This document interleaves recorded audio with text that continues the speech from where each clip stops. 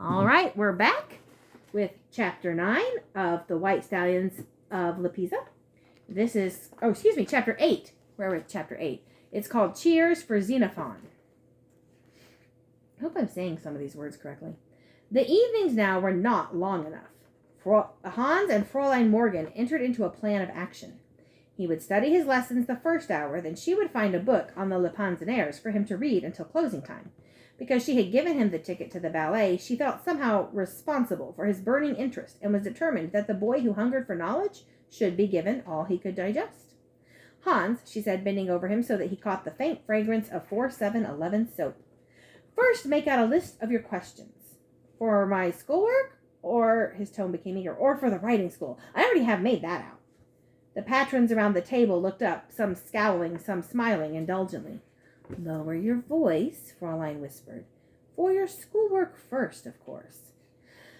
Hans sighed. What did a person want to do? Why did what a person want to do always have to give way to what he ought to do? Fretting over the delay, he opened his notebook and showed her his school assignment. It read, Our project this week is ancient Greece. Select one of the following persons and write an essay on his contribution to modern civilization. Option 1, Aristotle, the scientist. Option 2, Homer, the poet. Option 3, Hippocrates, the father of medicine. Option 4, Phidias, the sculptor. Option 5, Socrates, the teacher. And option 6, Xenophon, the historian and general.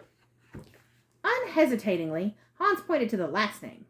Why him? Fräulein whispered. Why not Phidias? She herself sculpted for a hobby. We have some splendid material on his works. Hans shook his head. If Xenophon was a general, I figure he fought on horseback. Fräulein nodded and disappeared.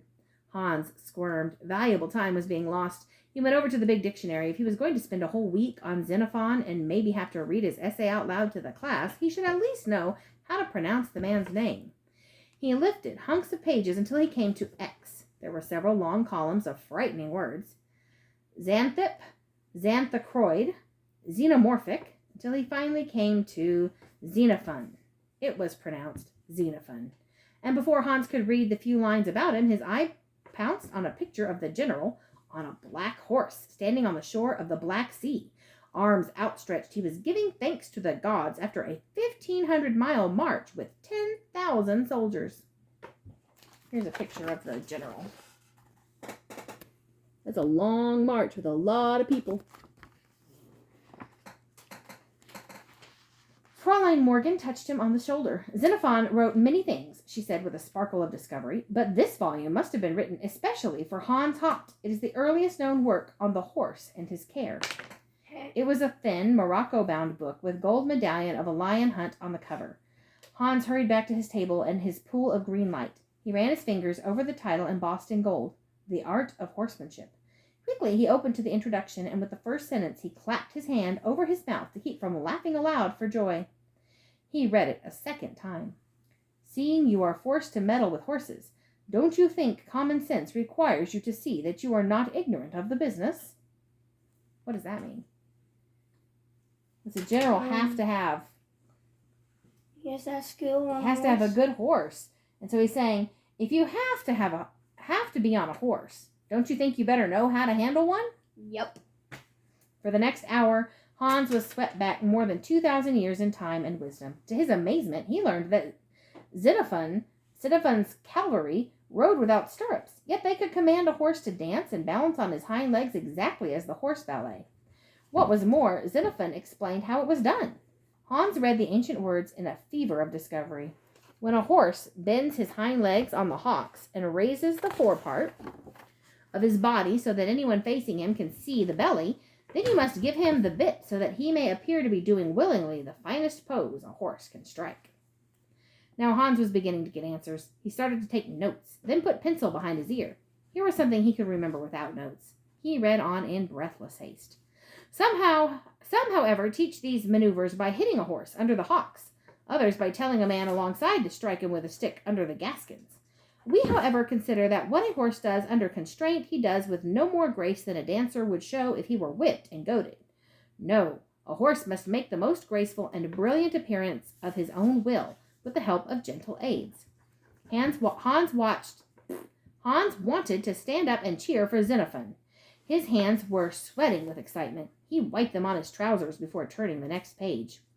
Whenever a horse chooses to show off before other horses, he read on, he stretches his neck highest and flexes his head most. Looking fierce, he lifts his forelegs freely off the ground and carries his tail up. Therefore, whenever you induce him to carry himself as he does when he is anxious to display his beauty, you make him look as though he took pleasure in being ridden, and you give him a noble, fierce, and imposing appearance. We cannot too often repeat that after the horse prances in fine style, you must dismount quickly and unbridle him. Then he will come willingly to the prance the next time. Leaping out on the next page in almost startling reality was a picture of Xenophon on a cavalry charger. The stallion, neck arched, eyes fiery, was balancing on his haunches, the forelegs ready to flail the enemy. In a wide border around the picture were war horses in wildest action, flying downhill, uphill, leaping over walls, swimming streams, attacking in full combat. Hans eyed the page wistfully. He longed to cut it out and put it up on his mirror. Instead, he took his pencil from behind his ear, tore a sheet from his tablet, and painstakingly copied it all. He would make up his essay into a kind of book, and he would use this for the cover. Lost in his drawing, Hans was unaware when people around him began gathering up their papers and leaving. He did not even hear the guard call out the closing hour. Fraulein had to shake him back to reality. Here's the picture he's copying to put in his report. Horse and a man. Hans, she laughed, I see you prefer your schoolwork tonight. Where are all those questions about the Spanish riding school? Hans could only laugh too. Sheepishly, he handed her the crumpled list and watched over her shoulder as she read. How did the riding school begin? Why are the horses called Lipizza?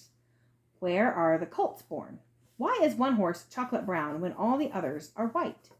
How can the riders sit so straight? How do they make horses do such unnatural tricks? Fraulein, Hans exclaimed suddenly, I want to cross out the last question. You see, he said, feeling important with his new knowledge, the Lipizza are not performing tricks. They are doing natural movements with the rider's help. As he stepped out of the library that night, Hans breathed deep of the cool night air. It was funny the way his world had suddenly grown big. Being sure of his goal made all the difference, he figured. The moon shed a gentle light on the Hofburg, making it look warm and mellow.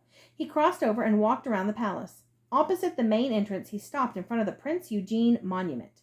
The horse bore a strong resemblance to Xenophon's charger, rearing on its haunches in the same pose. All at once, Hans was driven by a mad desire to sit a powerful creature like that. He looked to the right and the left. The street was quite deserted. In the darkness, no one would see him. Quickly, before he could change his mind, he dropped his tablet in the grass.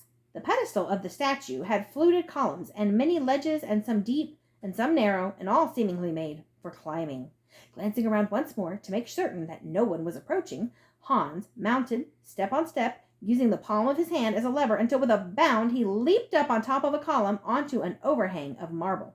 To catch his breath, he perched there a moment, holding on to an ornamental medallion. Just as he was reaching for the next level, he heard footsteps, measured slow. He froze against the marble and waited. It was a policeman, walking his beat. The man moved on without looking up. Now Hans took one final bound to the topmost ledge, grabbed the horse's bushy bronze tail, and pulled himself up until at last he sat on the wide, cold rump. He inched closer to Prince Eugene, reached around him, and took the reins in his own hands. Erect as a rider in the Spanish riding school, he sat there, stone still. He looked down at the city and up at the moon, imagining he was in the arena and the moon was a chandelier. And there, in that moment, all his yearnings crystallized. He made a choice for his whole life. He, Hans Haupt, would become a riding master in the Spanish court riding school. There would be no turning back now. And here he is. Not necessarily if you on get the caught by the statue. police.